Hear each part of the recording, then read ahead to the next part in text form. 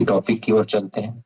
तो आज के टॉपिक की शुरुआत करने से पहले हम कुछ ऐसी बातों को हम लोग जानते हैं जो हमारे आसपास में होते रहती है। जैसे कि आप कभी कभी अपने परिवार में या आसपास के लोगों में जब आप मिलते होंगे तो अधिकतर कब जो अधिक उम्र के लोग हैं उनमें आप एक समस्या कॉमन सी सुनते ही होंगे कि मेरा कमर में दर्द बहुत होता है, मेरा जॉइंट में पेन ज्यादा होता है, या फिर मेरे हाथों में झुनझुनापना रहता है या झंझनाहट सी रहती है। ये समस्या हम लोग अक्सर अपने आसपास में या परिवारजन में जब हम बुजुर्गों से मिलते हैं या थोड़े ज्यादा उम्र के लोगों से मिलते हैं तो अक्सर हमको यह सुनने को मिलती है। लेकिन यह समस्या जो होती है वह दर्द तो होती ही है, लेकिन यह दर्द किस वजह से होती है इसके बारे में हम आज जानेंगे कि यह जो दर्द होती है यह कहीं ना कहीं हमारी जो हड्डियां हैं उनके वजह से या मांसपेशियों की वजह से ही होता है। तो उसी से रिलेटेड आज एक हम टॉपिक के बारे में बात करेंगे। जिस टॉपिक को मैं आज लेके आया हूँ वो टॉपिक है ऑस्टियोपोरोसिस। आप सभी ने कभी ना कभी डॉक्टर के पास अगर गए होंगे तो आप सभी ने सुना होगा ऑस्टियोपोरोसिस के बारे में। तो ऑस्टियोपोरोसिस जो एक प्रकार का मतलब जो बीमारी होता है,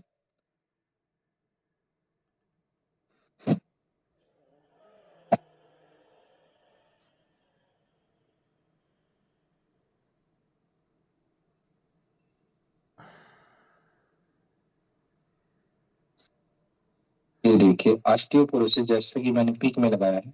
ऑस्टियोपोरोसिस एक अधिकतर मतलब आम सी बीमारी है, लेकिन लोग इसके बारे में बहुत कम जानते हैं। यह बीमारी के बारे में लोग अवेयर कब होते हैं, जब वह डॉक्टर के पास पहुंचते हैं। तो आज हम लोग इसी ऑस्टियोपोरोसिस नामक बीमारी के बारे में बात करते हैं कि यह होता क्या है। तो ऑस्टियोपोरोसिस बीमारी अधिकतर मान के चलिए कि उम्र दराज लोगों में और महिलाओं में ज्यादातर इसकी परेशानी होती है। ऑस्टियोपोरोसिस का मतलब होता है, लैटिन भाषा के शब्द से इसको लिया गया है। जैसे ऑस्टियो आप देख रहे हैं इसमें दो शब्द जुड़ा हुआ है, एक ऑस्टियो और एक पोरोसिस। तो ऑस्टियो का मतलब लैटिन भाषा से जो लिया गया है उसका मतलब होता है हड्डी, है ना। हड्डी होता है या बोन होता है। जो पोरोसिस का मतलब होता है क्षीण अवस्था या हमारा जो हड्डियों का जो जर्जरित अवस्था हम बोल सकते हैं। तो यह मतलब लैटिन भाषा का शब्द है। तो ऑस्टियोबोन और पोरोसिस मतलब जर्जरित अवस्था। तो इसी को हम लोग सामान्य तौर पे जो बीमारी के नाम हम लोग जानते हैं डॉक्टरी भाषा में वो ऑस्टियोपोरोसिस होता है। तो ऑस्टियोपोरोसिस अब आ, होता कैसे होगा तो इसके बारे में हम यहाँ जानेंगे। हमारी हड्डियां ना लिविंग टिश्यू है। हमारी हड्डियां एक जीवित टिश्यू होती है। ये मतलब मान के चलिए इसमें भी जान होती है, इसमें मांसपेशियां लगी होती है, इसमें ब्लड का आना जाना होता है, प्रवाह होते रहता है। तो हमारे हड्डियों के अंदर जो हमारी हड्डियां होती है ना उसके अंदर में दो सेल्स होते हैं, है ना। तो एक सेल्स जो होता है वो होता है ऑस्टियोब्लास्ट ब्लास्ट सेल्स। तो ऑस्टियोब्लास्ट सेल्स क्या करता है, यह कंटिन्यू हड्डियां बनाते रहती है। हमारे शरीर में ऑस्टियोब्लास्ट जो सेल्स होता है वो कंटिन्यू हड्डियां बनाते रहती है। और एक होता है ऑस्टियोक्लास्ट सेल्स। ऑस्टियोक्लास्ट सेल्स क्या करता है, यह कंटिन्यू हड्डियों को तोड़ने का काम करता है। तो जैसे कि आप समझिए जब हम 20 से 25 के उम्र के होते हैं, जब हम यंग एज के होते हैं तो क्या होता है, हमारी उम्र छोटी होती है। उस समय क्या होता है कि ऑस्टियोब्लास्ट जो सेल्स है वो ज्यादा मात्रा में हड्डियां बनाते रहती है। मतलब बनाने की जो प्रक्रिया है वो बहुत अच्छे से चलते रहती है। लेकिन जैसे जैसे हम 30 की उम्र तक आते हैं तो 30 के उम्र में होते होते हमारे हड्डियों का मैक्सिमम पीक बोन मास जो होता है वो वहां तक हम पहुंच जाते हैं। तो मैक्सिमम पीक बोन मास तक पहुंचने के बाद में 30 के बाद हमारी हड्डियों में क्या होता है कि ऑस्टियोक्लास्ट सेल्स है ना, ये ज्यादा मात्रा में काम करने लग जाते हैं। अर्थात हम क्या समझ सकते हैं कि हड्डियां हमारी ज्यादा मात्रा में टूटने लगती है, या मान के चलिए बनने की जो प्रक्रिया है उसमें कमी आ जाती है। और जो जीर्ण होने की जो अवस्था होती है उसमें ज्यादा मात्रा में होने की प्रक्रिया चालू हो जाती है। तो इसके वजह से होता है हमारा ऑस्टियोपोरोसिस बीमारी। देखिए, जब हम हड्डियों के अंदर स्ट्रक्चर की बात करें, तो हड्डियों के अंदर ना बहुत सारे छोटे-छोटे एंटी स्पेसेस होते हैं। छोटे-छोटे एंटी स्पेसेस अर्थात जैसे कि आप रिलेट कर सकते हैं मधुमक्खी का छत्ता। अगर आप लोगों ने मधुमक्खी का छत्ता देखा होगा, तो मधुमक्खियों के छत्ता में आप देखते हैं कि छोटा-छोटा, छोटा-छोटा छेदनुमा होता है। सेम वैसे ही हमारे हड्डियों में होता है। एक पिक शेयर करूँगा, उससे आप लोगों को अंदाजा लग जाएगा।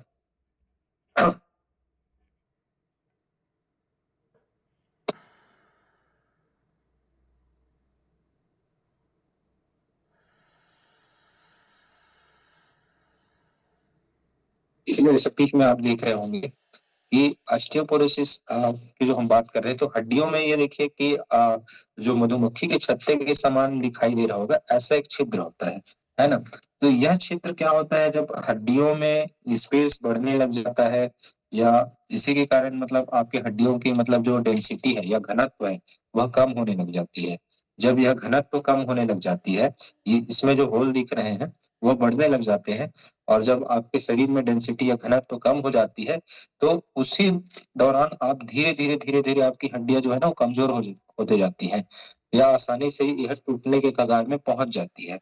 तो अब जैसे कि आप जब समस्याएँ की बात करते हैं या जो हमारे बुजुर्गों की जैसे मैंने बात किया कि इन समस्याओं की बात करते हैं, तो देखिए कि कमर के हड्डी के पास में ज़्यादा पेन होता है, जब कमर दर्द ज़्यादा होता है, ऐसा टाइप का मतलब बात सुनने को मिलता है। तो कमर के पास जो दर्द जो होता है, तो ये मान के चलिए कि यह इसी की वजह से होती है जब हमारा जो घनत्व है, वह धीरे-धीरे कम होने लग जाता है और इसके वजह से घनत्व की वजह से हमारा जो बोन होता है, वहाँ पे जो हड्डियाँ होती हैं या जैसे कि आप पीठ में देख रहे होंगे कि रीढ़ की हड्डी होती है या और कलाई की हड्डियाँ होती है या फिर पैरों के जो जॉइंट के पास की जो हड्डियाँ होती हैं, इन सभी हड्डियों में हमारा क्या होता है, घनत्व कम होने लगता है। तो घनत्व कम होने की वजह से हमें यह पेन प्रारंभ हो जाता है क्योंकि हमारे शरीर में घनत्व बने रहना चाहिए, हमारे हड्डियों में घनत्व बने रहना चाहिए। तो ये घनत्व कम होने की वजह से इस तरह की जो परेशानियाँ होती हैं। तो आप सब समझ गए होंगे कि मेन अगर आपको जो अ, पुरुषों में या महिलाओं में जो दर्द की जो समस्या होती है जैसे कलाइयों में या कमर में या हड्डियों में, तो यह कहीं न कहीं ऑस्टियोपोरोसिस रोग का एक संकेत होता है।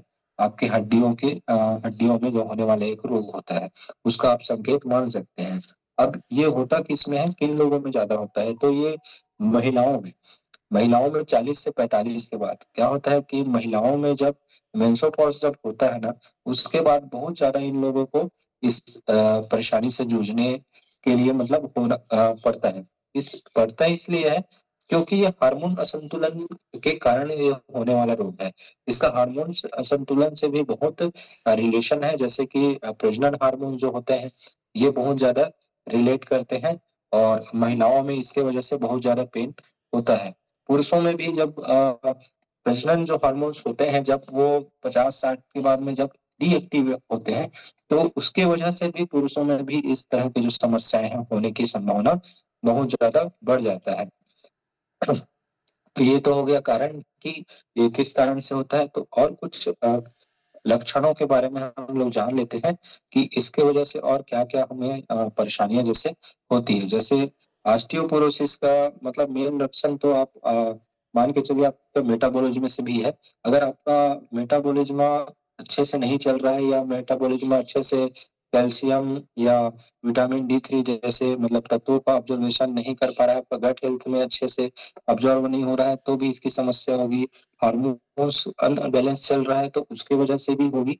तो मेनली अगर आप हम देखें तो यह हार्मोन से भी रिलेटेड हो सकता है और दूसरा मेटाबॉलिज्म आपका बहुत बड़ा रीज़न होता है कि आपका मेटाबॉलिज्म अगर अच्छे से नहीं चल रहा है, तो इसके वजह से भी आपकी हड्डियों में ये इस तरह की परेशानियाँ होंगी और ज़्यादातर यह उम्र बढ़ते-बढ़ते बहुत ज़्यादा मात्रा में बढ़ने लग जाएगी। तो ये तो हो गया एक कारण, उसके बाद में है पोषक तत्वों की कमी। आपके पोषक तत्वों में आप जैसे पोषक तत्व की हम बात करें, आप जो खाना खा रहे हैं, तो खाने में जैसे कि मान के चलिए कैल्शियम की जो मान के चलिए जो होनी चाहिए हमारे खाने में कैल्शियम की जो मात्रा होनी चाहिए, उस तरह की आप खाने को नहीं ले पा रहे हैं। तो इसकी वजह से भी इस तरह की जो परेशानियाँ हैं, वो आपको देखने को मिल जाएँगी। उसके बाद में है उम्र बढ़ना। ऑस्टियोपोरोसिस रोग जो अधिकतर है उम्र बढ़ने के साथ-साथ और लोगों में ज़्यादा मात्रा में बढ़ने लगता है या लोगों को ज़्यादा उसका पेन होने लगता है।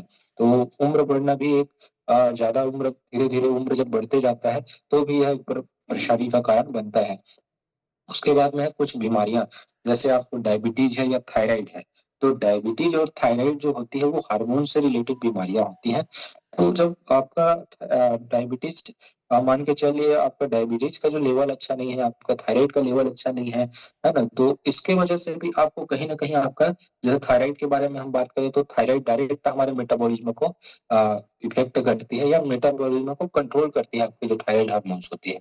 तो थायराइड हार्मोन्स जो मेटाबॉलिज़्म को मान के चलिए कि कंट्रोल करती है, तो उसके वजह से भी आप कहीं न कहीं ऑस्टियोपोरोसिस रोग के लिए आप मान के चलिए ज़िम्मेदार बन सकते हैं या आपको हो सकता है ना? तो ये हो गया बीमारियों का।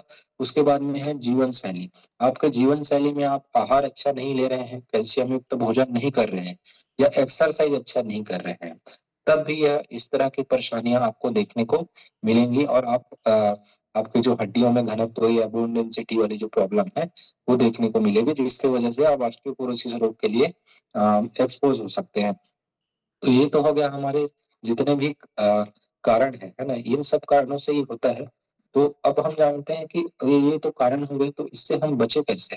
है ना? ऑस्टियोपोरोसिस रोग तो मान के चलिए कि उम्र-दराज होते-होते तक लोगों में यह होना ही रहता है, लेकिन हम इससे बच सकते हैं, इससे अवेयर रह के हम आने वाली जो ऑस्टियोपोरोसिस जो रोग है, उससे हम मान के चलिए कि जो जल्दी हमको होने वाला है, उसको हम लेट कर सकते हैं या हम अपने हड्डी के मान के चलिए हड्डी के स्वास्थ्य को अच्छा बना के रख सकते हैं।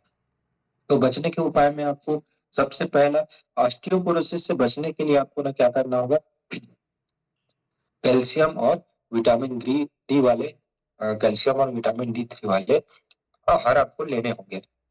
इसमें जैसे कैल्शियम की बात करूँ तो दूध हो गया, है ना? दूध में हमें कैल्शियम मिल जाता है, हरे पत्तेदार सब्जियों में मिलता है और बहुत सारे डेयरी प्रोडक्ट्स वगैरह होते हैं, जिसमें हमको कैल्शियम की भरपूर मात्रा मिल जाती है और फोर्टिफाइड अ, भोजन में भी हमको मिलता है और उसके अलावा आपको विटामिन डी3 की पूर्ति करने के लिए रोज़ मॉर्निंग में सुबह जैसे अभी हम मॉर्निंग सुबह में उठ रहे हैं, तो जब सूर्य उदय होता है, उस समय हम धूप लेकर के भी विटामिन डी3 की पूर्ति कर सकते हैं। इससे बचने के लिए हम ये सब कर सकते हैं। उसके बाद में हमें स्वस्थ वज़न बनाना बहुत ज़रूरी है। अगर आप मान के चलिए कि आप पतले-दुबले हैं, तो आपको ऑस्टियोपोरोसिस रोग बहुत ज़्यादा मात्रा में होने के चांसेस बढ़ जाते हैं। लेकिन ऐसा नहीं है कि मोटे लोगों में भी ये समस्या नहीं होगी। मोटे लोगों में भी इसकी समस्या कहीं न कहीं होने की संभावना रहती ही है। तो हम ये कर सकते हैं कि हम अपने वज़न को स्वस्थ बना रख सकते हैं या वज़न को नियंत्रित करके रख सकते हैं, जितनी वज़न की हमको आवश्यकता होती है। तो हम ऐसा करेंगे, तो भी हम इस मान के चलिए ऑस्टियोपोरोसिस जो रोग है, उससे हम बच सकते हैं। तो हमें अपने उसके बाद में हमें अपने जीवन शैली में बदलाव करने की ज़रूरत है, अपने जीवन शैली को अच्छा रखने की भी बहुत ज़रूरत है। जैसे हमें आज मिथिलेश सर ने योग कराया, एक्सरसाइज़ कराया, तो इसका भी बहुत महत्व है। अगर मान के चलिए कि आप अभी से एक्सरसाइज कर रहे हैं, मान के चलिए आपका उम्र 30 है, 35 है, तो अभी से आप एक्सरसाइज पे अगर फ़ोकस कर रहे हैं ना, तो उम्र जब जैसे-जैसे आप उम्र-दराज होते जाएँगे, आपकी उम्र बढ़ते जाएगी, तो आपका जो एक्सरसाइज का जो फ़ायदा है, वो आपको आपके आने वाले समय में आपको मिलेगा।